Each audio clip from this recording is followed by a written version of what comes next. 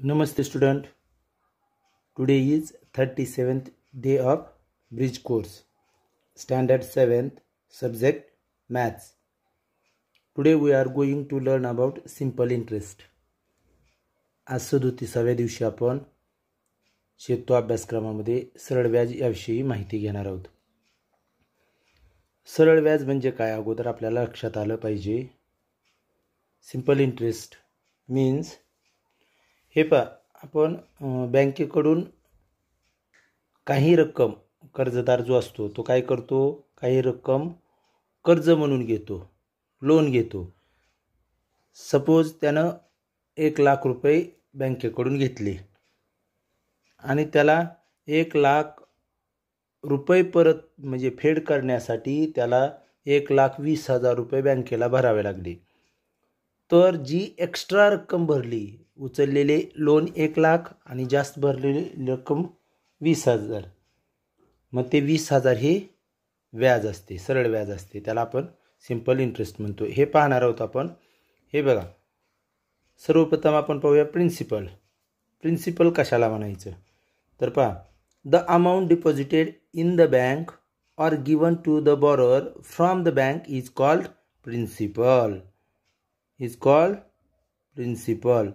म्हणजे लक्षात घ्या, जर बँकेत ठेवलेली रक्कम किंवा बँकेने कर्जदाराला दिलेली कर्ज म्हणून रक्कम, त्याला आपण काय म्हणतो, प्रिन्सिपल. म्हणजे त्याला आपण मुद्दल म्हणतो.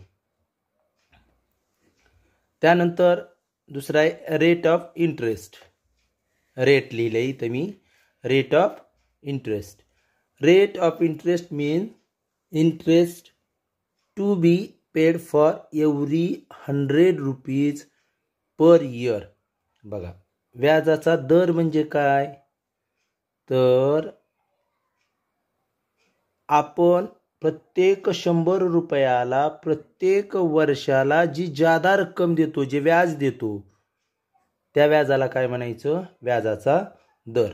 तो इंग्रजीमध्ये कसा मराठीमध्ये पहा, द सा द से असा लिहितात आणि इंग्रजीमध्ये मात्र तोच कसा लिहितात, P C P A, per century per annual, दर साल दर शेकडा असा लिहिला जातो. त्यानंतर पुढचा भाग आहे टर्म.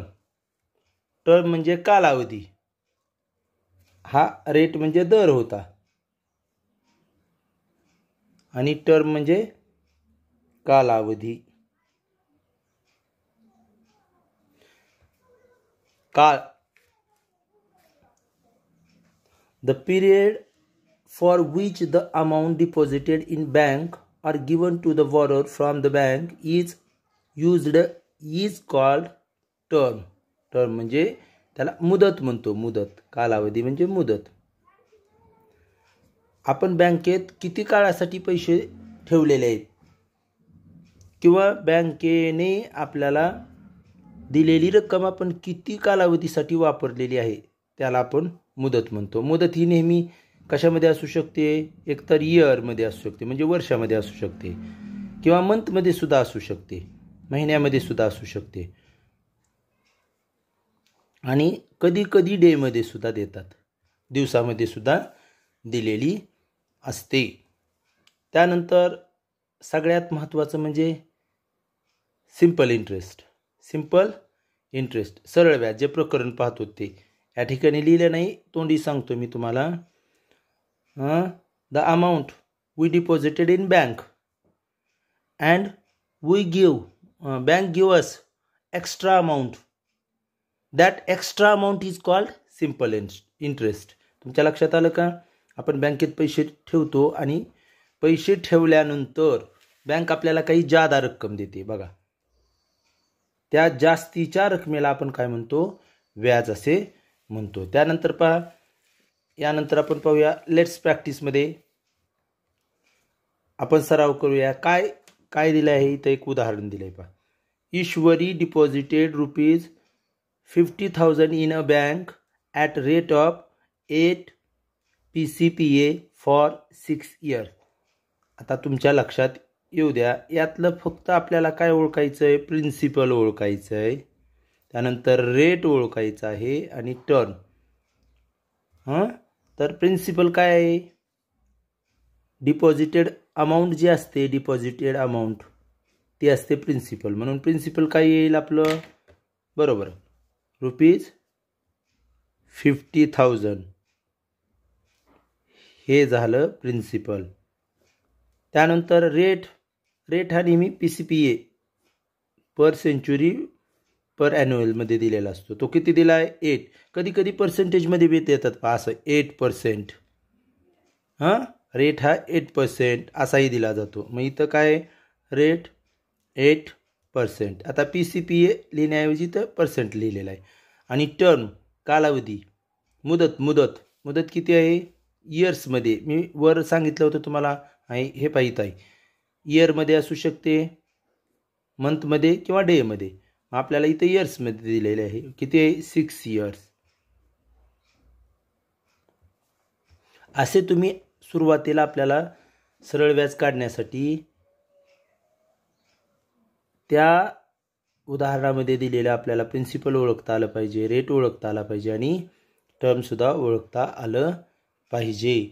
तर आपण अशी उदाहरणं सोडवू शकतो. यानंतर एक उदाहरण सोडवूयात आपण. एकच उदाहरण सोडवून घेणार आहेत. आता तुम्हाला मी एक सूत्र बघा, सूत्राच्या सहाय्यानं तर उदाहरणं सोडवताच येतात, पण आपल्या पुस्तकामध्ये सूत्राच्या सहाय्यानं नाही सोडवलं. पुस्तकामध्ये ज्या पद्धतीनं सोडवलं त्या पद्धतीनं आपण हे उदाहरण सोडवणार आहोत. Ajitrao borrowed 42,000 rupees loan from a bank. अजितरावने बँकेकडून 42,000 रुपये कर्ज घेतले. Rate of 10 PCPA. रेट काय त्याचा, 10%. Find the amount returned to the bank after 1 year. आणि 1 वर्षानंतर बँकेला परत करावी लागणारी रक्कम काढायची आपल्याला. तर या ठिकाणी सूत्रानं जर सोडवलं तर नक्की येतं आहे, पण आपण सूत्रानं नाही सोडवणार, इथं रेशिओच्या माध्यमातून सोडवणार आहोत. पहा आपल्याला काय दिलेलं आहे, तुम्हाला मी अगोदर पण सांगितलेलं आहे, हे रेट ऑफ इंटरेस्ट. याच्यावरून आपल्याला बऱ्याच गोष्टी लक्षात येतात. इंटरेस्ट किती आहे, मग रेट ऑफ इंटरेस्ट याचा अर्थ काय होतो, 100 रुपीज पर 100 रुपीजला आपण किती रुपीज देणार आहेत, व्याज इंटरेस्ट किती द्यावं लागणार आहे, बरोबर 10 रुपीज. मग आता इथं लक्षात घ्या, let interest on principal 42,000 rupees be X rupees. आपण मानूया 42,000 रुपयावरचं व्याज x रुपये आहे असं मानूया. Interest on principal 100 rupees it 8 rupees. हे वाक्य महत्वाचं आहे. बघा 100 रुपयाला किती व्याज, 8 रुपये. ते कशावरून लिहितो, रेट ऑफ इंटरेस्टवरून. रेट ऑफ इंटरेस्टवरून आपण लिहित असतो. आता इथं लिहिताना 10 लिहिलं आहे का मी, मग आपल्याला त्याच्यामध्ये दुरुस्ती करून घ्यावं लागेल. ते नाही तर इथं 10 लिहावं लागेल. ओके, 100 रुपीजला किती इंटरेस्ट द्यावं लागेल, 10 रुपीज. हे कशावरून लिहिलं, रेट ऑफ इंटरेस्टवरून. मग आपल्याला त्याचा रेशिओमध्ये लिहिताना कसं लिहावं लागेल, रेशिओ लिहित असताना. तर बघा तुमच्या लक्षात येऊ द्या, आपण 42,000 रुपयाला किती व्याज मानलेलं आहे, x. देअरफॉर रेशिओ लिहिताना x divided by 42,000 is equal to, हे इंटरेस्ट किती रुपयावरचं आहे, 100. 10 डिवायडेड बाय 100. हे लक्षात आलं का बा रेशिओ लिहिण्याचं. रेट ऑफ इंटरेस्टवरून हे लिहू शकतो आपण. 8% म्हटलं असतं रेट, तर काय केलं असतं, 8/100 लिहिलं असतं. 12% म्हटलं तर 12/100. आणि आपल्याला जे काढायचं आहे जेवढ्या रकमेवरचं व्याज ते काढलं असतं.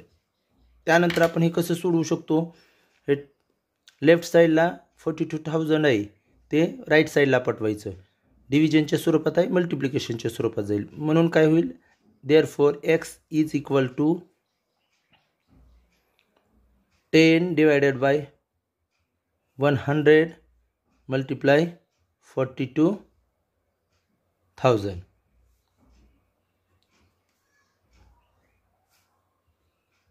आणि यांचा आपल्याला काय करावं लागेल, गुणाकार करावा लागेल. 20 कॅन्सल, 42 1 जा 42, 1 and 2 0 रुपीज. इंटरेस्ट काय आलं मग 4200 रुपीज. इंटरेस्ट काय आलं आपलं 4200 रुपीज. पण आपल्याला काय विचारलं आहे गणितामध्ये पहा, find the amount returned to the bank. म्हणजे आपल्याला इंटरेस्ट काढायला सांगितलं आहे का, निश्चितच नाही काढायला सांगितलेलं. आपल्याला काय सांगितलं आहे, तर अमाऊंट काढायला सांगितली. अमाऊंट रिटर्नेड टू बँक म्हणजे आपण त्याला मराठीमध्ये रास म्हणतो, रास. बरोबर आहे की नाही, रास. मग आपल्याला अमाऊंट काढायची, रास म्हणजे अमाऊंट. तर अमाऊंट काढूया.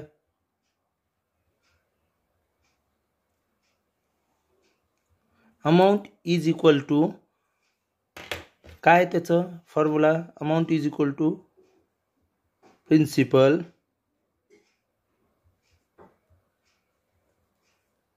Plus interest.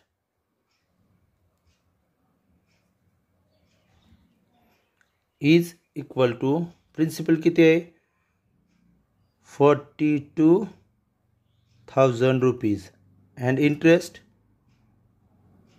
4,200 रुपीज.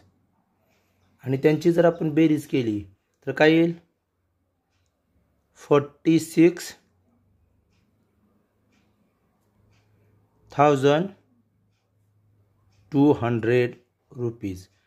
आणि मग आपल्याला बँकेला, त्या अजितरावला बँकेला किती रुपये परत करावे लागतील 46,200 रुपीज. आलं लक्षात. तर अशा पद्धतीने आपण उदाहरणं सोडवू शकतो. धन्यवाद.